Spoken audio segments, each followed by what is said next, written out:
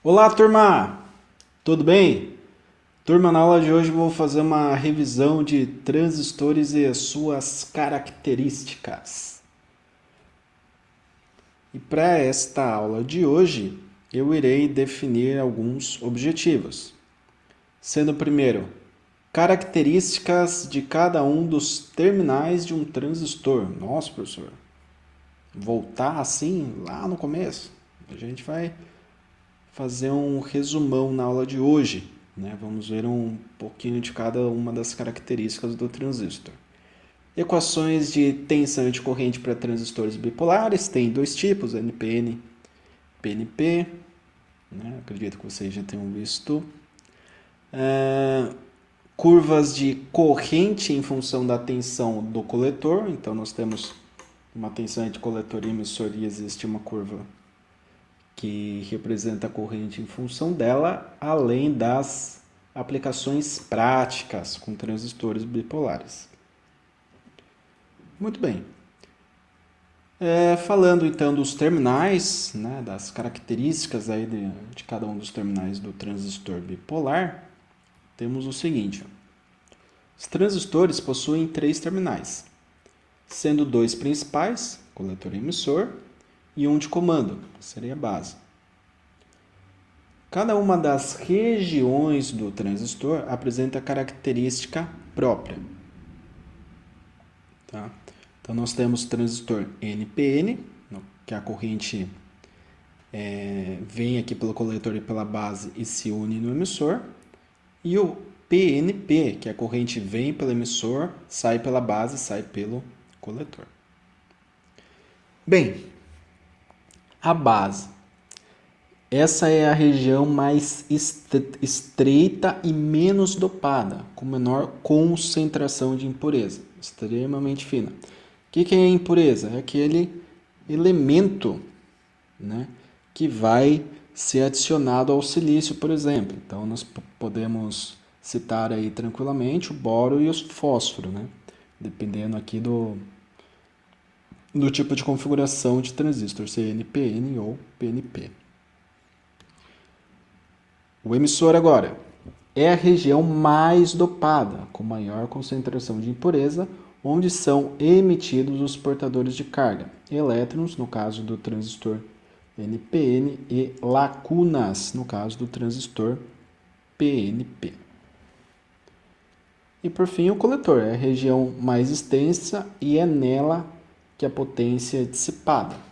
Tá? Então, a potência de um transistor, quando se fala de potência de transistor, estamos falando basicamente do coletor, né? O tamanho, digamos assim, do coletor daquele transistor. Então, fazendo uma análise aqui de corrente, né, para os transistores, temos aqui o NPN, que tem esse aspecto, e aqui já tem o fluxo das correntes. Corrente vem pelo coletor, vem pela base, sai pelo emissor. Temos também as tensões, ó. O VCE, o VCB e o VBE. Tá? Então, fazendo lei de Kirchhoff para as tensões, temos que VCE é igual a VCB mais VBE. Fluxo de corrente é do coletor para o emissor. Temos que o IE é o IB mais IC. Relação alfa é a corrente de coletor sobre a corrente de emissor. E a relação beta é a corrente de coletor sobre a corrente de base. Beta é chamado também de ganho do transistor, né? Temos o transistor PNP, que ele tem esse aspecto, né? A corrente vem pelo emissor, sai pela base e sai pelo coletor. Temos as tensões VEC, VEB e VBC. Portanto, VEC é igual ao VBC mais VEB. Corrente vem do emissor para o coletor, né, em termos de corrente de carga. Essa corrente aqui de base ela é mínima, tá? 1, 2% aí da corrente de carga que circula entre emissor e coletor. A expressão para essa corrente, então, fica IE igual IB mais IC, né? Idêntica. E a relação do alfa e do beta também é a mesma, tá? O que muda aqui, principalmente, é o fluxo da corrente, né?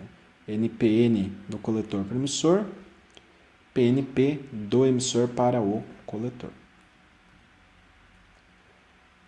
Legal, agora eu vou trazer a análise gráfica, tá? Analisando graficamente as correntes em função da tensão de coletor e emissor, a gente começa a entender algumas coisas. Então vamos lá. Tendo-se o gráfico ao lado, né, é possível notar que a região de saturação para uma pequena variação de VCE, tá? Região de saturação, essa região aqui, turma. Para uma pequena variação de VCE, VCE aqui é eixo horizontal, eixo vertical, corrente de coletor. Ocorre um aumento demasiado da corrente IC. Então aqui, ó, tô em zero.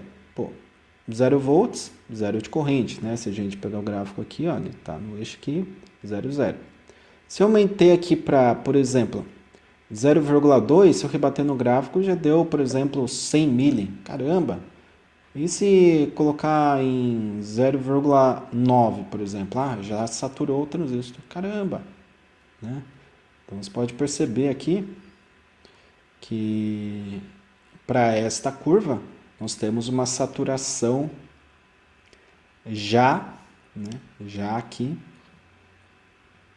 o ponto aqui máximo da corrente que a gente vai bater em torno de 150, né? 150 miliamperes, é aqui em menos de meio volt, tá? Então, pouca tensão aqui a gente já tem esse nível de corrente. Ah, daí a gente vai aumentando a tensão. O que acontece? A gente começa a entrar na região ativa. Quando a junção base-coletor passa a ser polarizada reversamente, o transistor entra na região ativa, né, conforme eu disse. Também chamada de região de amplificação. Por quê? Porque amplificadores trabalham nessa região. A partir desse ponto, a corrente de coletor praticamente não varia quando VCE aumenta. Tá? Isso daqui nessa região o transistor se comporta como uma fonte de corrente constante. Isso que eu ia falar. O transistor nessa região ele é muito utilizado para circuitos fonte de corrente. Tá? Ah, professor, eu conheço fonte de tensão, mas não conheço fonte de corrente. Sim, por quê? Fonte de tensão é bem fácil. Você tem uma pilha, uma fonte de tensão. Você tem aquelas bateriazinhas lá de carrinho lá, 9 volts, fonte de tensão. Bateria de carro, fonte de tensão. Tomada, fonte de tensão. Mais uma fonte de corrente. Quantos vai ter? Com um transistor, por exemplo, um circuito que opera aqui na região ativa, né, no transistor bipolar, pode-se gerar uma corrente constante. Por que constante? Porque aqui está, perceba, 150. 150 para, supondo aqui, meio volt. Quando está em 1, 150 ainda. 2, 150. 3, 152, 153, por exemplo. 4, 153 de novo. 5, 158. 6, entendeu? 159. 7, 159. Então a corrente, ou o aumento que teve de meio para 6, 7 volts, né? Sendo que antes aqui de 0 para meio já tinha batido os 150. Então esse aumento aqui foi vertiginoso. Agora esse daqui não, esse daqui é um aumento minúsculo e praticamente não é constante, né? Não é gradual. É uma pequena variação que ocorre por característica do componente, mas a tendência é que ele fique lateralizado, né? Que ele não avance, que não cresça essa corrente.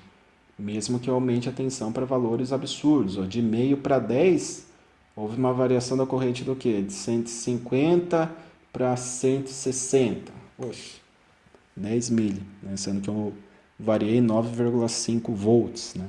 Fui no limite do gráfico. Então é bem tranquilo de compreender, né, o porquê a corrente se torna aí com características constantes, né, com o aumento da tensão entre coletor e emissor.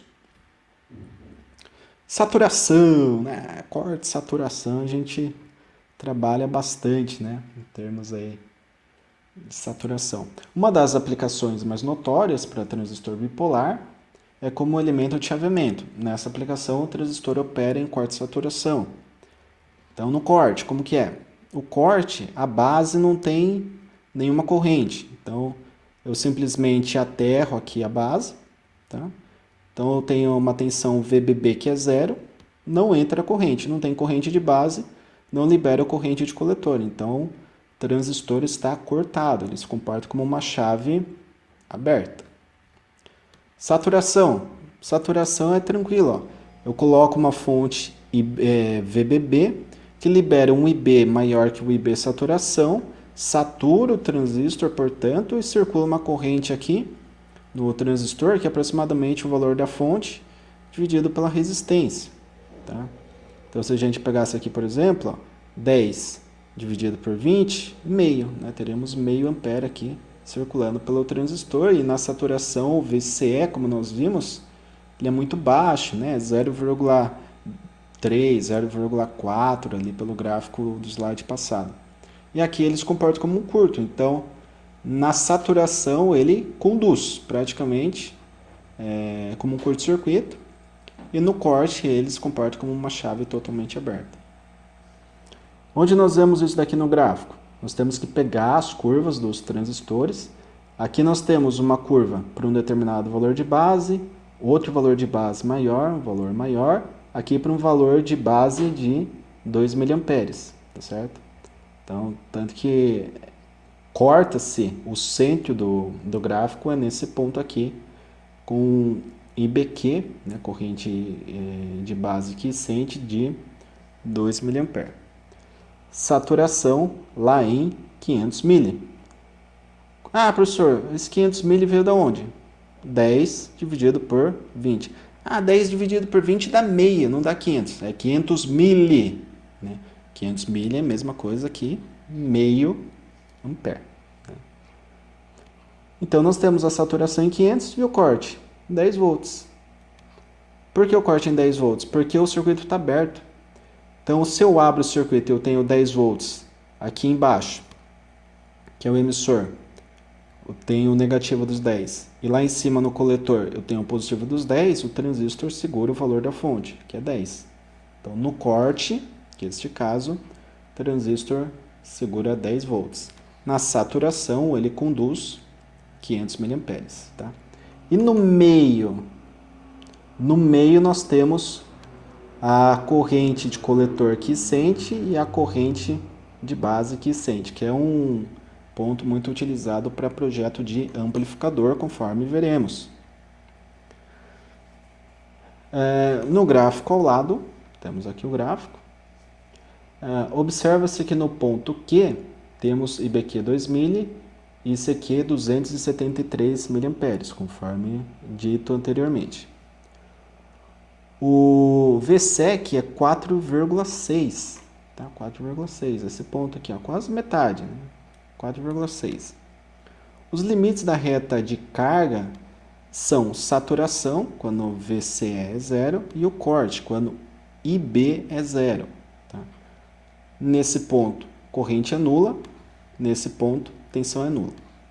Entre esses dois pontos, saturação e corte, o transistor opera como amplificador. Isso é, a relação entre IC e IB é dada por IC igual beta vezes IB, equação já vista anteriormente. Né? Nessa região ativa, o transistor é usado como amplificador. Então, se a gente pegar aqui esse ponto, ó, que é a corrente de base 2000, corrente de coletor 273, podemos calcular o ganho do transistor. Né? Só substituir aí 272 dividido por 2 igual a beta. Fazendo essa conta, temos 136 de ganho. Ah, professor, 136 o quê? Nada. Né? É adimensional, não existe uma grandeza para a representação do beta, porque o beta é quantas vezes maior é a corrente de coletor em relação à base. Tá? Então, não tem uma unidade de medida aqui. Falando agora da configuração amplificadora, temos que no circuito amplificador se injeta um sinal de entrada, pode ser até um áudio, tá? Voz, para obter um ganho de sua amplitude na saída do circuito. Então aqui seria um circuito bem elementar, tá? Onde eu injeto aqui um sinal de áudio juntamente com o nível DC, tá? O nível de corrente contínua. Por quê? Porque eu tenho que fazer a polarização do circuito para que ele opere no centro da reta de carga. Senão ele está operando aqui, tem distorção. Para cá também tem distorção. Para que não haja distorção, eu tenho que operar no centro da reta de carga. Daí eu entro com o sinal de áudio, por exemplo, representado por essa senoide de corrente, né? Aqui temos o delta IC aqui por cima. E aqui embaixo nós temos o delta VCE, que é o sinal amplificado. Ok? Então esse sinal amplificado, perceba, quando eu tenho o semiciclo positivo, eu rebato aqui no gráfico, eu estou gerando pico negativo na saída. Quando estou no pico negativo aqui da corrente, rebato no gráfico, estou no pico positivo da saída. Então essa é uma configuração aqui clássica, né? Amplificação aí classe A, que tem inversão de fase, ok? Em termos circuituais, isso daqui dá uma inversão de 180 graus na fase, mas não tem muita diferença, digamos assim, em termos de projeto, cálculo, né? Não gera muita diferença. Beleza, turma? Então, mais uma revisão aí para vocês com relação ao transistor agora. Professor, a gente vai usar transistor na configuração de amplificador? Não. Professor, a gente vai utilizar o transistor como chave? A princípio, não. Professor, a gente vai utilizar ele como fonte de corrente? Sim. Vai usar no curso como fonte de corrente. Então, por isso que eu estou transmitindo, né, esse conhecimento, revisando com vocês, na verdade, todo o conhecimento que vocês já obtiveram no semestre passado, porque iremos utilizar assim, o transistor bipolar na disciplina. E outra coisa, a relação do ganho de corrente já será abordada na próxima aula para entender a constituição de um tiristor. Porque foi criado o tiristor e como a gente pode entender melhor o conceito do tiristor com base no transistor. Beleza, turma? Então é isso. Agradeço a atenção de todos mais uma vez. Qualquer dúvida, estou no Microsoft Teams, tá, para respondê-los. E é isso. Grato mais uma vez, bons estudos e até a próxima.